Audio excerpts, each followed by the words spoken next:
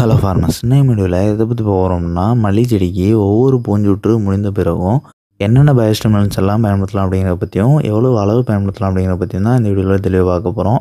அதாவது பொதுவாகவே மல்லி செடியில் ஒவ்வொரு பூஞ்சொற்று முடிந்த பிறகும் ஒவ்வொரு தாவர வளர்ச்சி ஆரம்பிக்கும். ஸோ ஒரு புது வெஜிடேட்டிவ் ஸ்டேஜ் க்ரோத் ஆரம்பிக்கும் போது நம்ம அதுக்கு ஏதுவான பயோஸ்டிமுலன்ட் பயன்படுத்தும் போது அதிக பக்க கிளைகள் வளரும். ஸோ அதிகமான பக்க கிளைகள் வளர்ந்தால் மட்டும்தான் பூக்கள் அதிகமான அளவில் பூக்கும். ஸோ எண்ணிக்கையில் அதிகமான பூக்கள் பூக்கும்போது மட்டுமே தான் மகசூலோட அளவு ஒட்டுமொத்தமாக கூடும். ஸோ அதுக்கு நம்ம என்னென்ன பயோஸ்டிமுலன்ட்ஸ் பயன்படுத்தலாம் அப்படிங்கிறத பற்றி பார்த்துடலாம். ஃபஸ்ட்டு இஃப்கோ பிராண்டை சேர்ந்த சகாரிக்கா கோல்டு அப்படிங்கிற ஒரு பயோஸ்டிமுலன்ட் தான். இது 1 லிட்டர் தண்ணிக்கு நம்ம 2லேருந்து 3 ml வரை பயன்படுத்தலாம்.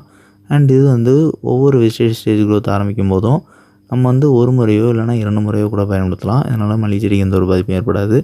அண்ட் எத்தனை நாளைக்கு ஒரு முறை ஸ்ப்ரே பண்ணலாம் அப்படின்னு பார்க்கும்போது குறைந்தபட்சம் 10 நாட்களுக்கு ஒரு முறையும் அதிகபட்சம் 2 வாரத்துக்கு ஒரு முறையும் பயன்படுத்தலாம். அண்ட் நெக்ஸ்ட்டு சிஞ்சர்னா பிராண்டை சேர்ந்த இசேபியான் அப்படிங்கிற பயோஸ்டிமுலன்ட் தான். இது 1 லிட்டர் தண்ணிக்கு 2 ml-லேருந்து 3 ml வரை பயன்படுத்தலாம். இதுவுமே நம்ம ஏற்கனவே ப்ரீவியஸாக குறிப்பிட்டது போலயே குறைந்தபட்சம் 10 நாட்களுக்கு ஒரு முறையும் அதிகபட்சம் 2 வாரத்துக்கு ஒரு முறையும் பயன்படுத்தலாம். இதனால் மல்லி செடிக்கு எந்த ஒரு பாதிப்பும் ஏற்படாது. அண்ட் நெக்ஸ்ட்டு இதுவும் சிஞ்சர்னா பிராண்டை சேர்ந்த பயோஸ்டிமுலன்ட் தான். அதாவது குவான்டிஸ் அப்படிங்கிற பயோஸ்டிமுலன்ட். இதுவுமே நம்ம ஏற்கனவே குறிப்பிட்ட அதே டோசேஜ் தான். 1 லிட்டர் தண்ணிக்கு 2லேருந்து 3 ml வரை பயன்படுத்தலாம். அண்ட் இதுவும் குறைந்தபட்சம் 10 நாட்களுக்கு ஒரு முறையும் அதிகபட்சம் 14 நாட்களுக்கு ஒரு முறையும் பயன்படுத்தலாம். இதனால் மல்லி செடிக்கு எந்த ஒரு பாதிப்பும் ஏற்படாது. அண்ட் நெக்ஸ்ட்டு உட்கர்ஸ் பிராண்டை சேர்ந்த ஹியூமினாஸ் 98 அப்படிங்கிற பயோஸ்டிமுலன்ட் தான். அது இதில் ஹியூமிக் ஆசிட் ஃபல்விக் ஆசிடும் இருக்குது. இது 1 லிட்டர் தண்ணிக்கு 1 கிராம்லேருந்து 2 கிராம் வரை பயன்படுத்தலாம்.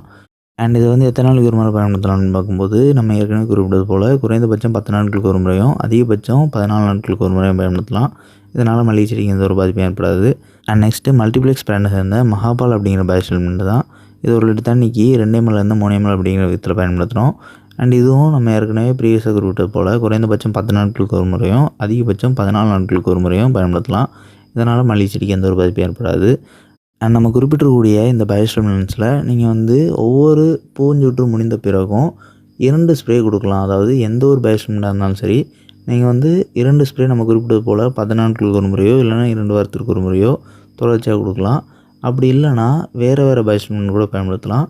ஸோ நம்ம குறிப்பிட்றது என்ன அப்படின்னா, ஒவ்வொரு வெஜிடேட்டிவ் ஸ்டேஜ் க்ரோத் ஆக்டிவேட் ஆகும்போதும் நீங்கள் வேறு பயோஸ்டிமுலன்ட் 2 பயோஸ்டிமுலன்ட் ஒவ்வொரு ஸ்ப்ரே பயன்படுத்தினா போதும். அதுவும் 14 நாட்கள் இடைவெளி நாட்களில். ஸோ 14 நாட்கள் இடைவெளி நாட்களில் பயன்படுத்தும் போது ரிசல்ட் மேக்ஸிமமாக கிடைக்கும். ஸோ அப்படி இல்லை 10 நாட்களில் பயன்படுத்துகிறீங்க அப்படின்னா அவங்களுக்கு பூஞ்சொற்று சீக்கிரமே ஆரம்பிக்கிறதுக்கான வழிவகுக்கும். ஸோ நம்ம பொதுவாக பூஞ்சொற்று முடிந்த பிறகு பயோஸ்டிமுலன்ட் பயன்படுத்துறதுக்கான காரணம் என்ன அப்படின்னா, செடி பூக்கள் அதிக அளவில் பூத்ததுனால ஒரு மைல்டான ஸ்ட்ரெஸ்ஸுக்கு உண்டாயிருக்கும். ஸோ இதுவே அதிக வெப்பம் பதிவாகக்கூடிய சூழலில் அதிகமான பூக்கள் பூக்கும்போது ஒரு மைல்டான ஹீட் ஸ்ட்ரெஸ்ஸுக்கும் செடி உட்பட்டிருக்கும். ஸோ அந்த ஹீட் ஸ்ட்ரெஸ்லேருந்து மீண்டெழுறதுக்கும் அடுத்த வெஜிடேட்டிவ் ஸ்டேஜ் க்ரோத்துக்கு வேகமாக ஷிஃப்ட் ஆகிறதுக்கும் ஸோ அந்த வெஜிடேட்டிவ் ஸ்டேஜ் க்ரோத்தை பூஸ்ட் பண்ணுறதுக்கும் தான் நம்ம பயோஸ்டிமுலன்ட் பயன்படுத்துகிறோம். ஸோ அந்த மாதிரி பயோஸ்டிமுலன்ட் பயன்படுத்தும் போது அதுக்கு அடுத்த பூஞ்சொற்றில் வரக்கூடிய பூக்கள் அதிக பூக்கள் உற்பத்தி செய்கிறதுக்கான வழிவகுக்கும். ஸோ இந்த மாதிரி நடக்கும்போது தான் மகசூல் அதிகரிக்கும். ஸோ அதுக்கு ஒவ்வொரு வெஜிடேட்டிவ் ஸ்டேஜ் க்ரோத்துமே ரொம்பவே ஆக்டிவாக வீரியமாக வளரணும். ஸோ அதுக்கான பயோஸ்டிமுலன்ட்ஸ் தான் நம்ம குறிப்பிட்டிருந்திருக்கோம்.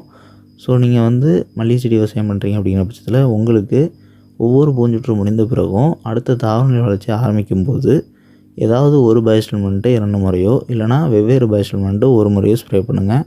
ஸோ இந்த மாதிரி ஸ்ப்ரே பண்ணுற மூலயமா செடியோட ஸ்ட்ரெஸ் எல்லாமே விலகி அதிகமான பக்கக்கிளைகள் தூண்டிவிடப்படும். ஸோ இதன் மூலயமா அதிகமான மகசூல் பெற முடியும். அண்ட் இந்த வீடியோவில் டவுட் இருந்துச்சுன்னா கமெண்ட் பண்ணுங்கள். இந்த மாதிரி நீங்கள் மல்லி செடிக்கு வேறு எந்த ஒரு பயோஸ்டிமுலன்ட் பயன்படுத்தியிருந்தீங்கனாலும் அந்த பயோஸ்டிமுலன்ட்டோட பேரை மறக்காமல் கமெண்ட் பண்ணுங்கள். அண்ட் நம்மளோட அக்ரிரோ சேனலோட சோஷியல் மீடியா பிளாட்ஃபார்ம்ஸோட லிங்க்ஸ் எல்லாமே கமெண்ட் பாக்ஸில் பண்ணிக்கிறோம். ஸோ கிளிக் பண்ணி ஃபாலோ பண்ண நினைக்கிறவங்க ஃபாலோ பண்ணிங்க. அண்ட் லாஸ்ட்டாக நம்மளோட செகண்டரி சேனலான அக்ரிரோ ஷார்ட் சேனலில் இந்த வீடியோட கொலாபரேட் பண்ணிக்கிறோம். ஸோ இந்த வீடியோ பப்ளிஷ் ஆகக்கூடிய சேனல் ப்ரொஃபைலை நீங்கள் கிளிக் பண்ணிங்க அப்படின்னா அதில் 2 சேனல் ப்ரொஃபைல் காட்டும். ஸோ அதில் அக்ரிரோ ஷார்ட் சேனலை மறக்காமல் சப்ஸ்கிரைப் பண்ணிங்க.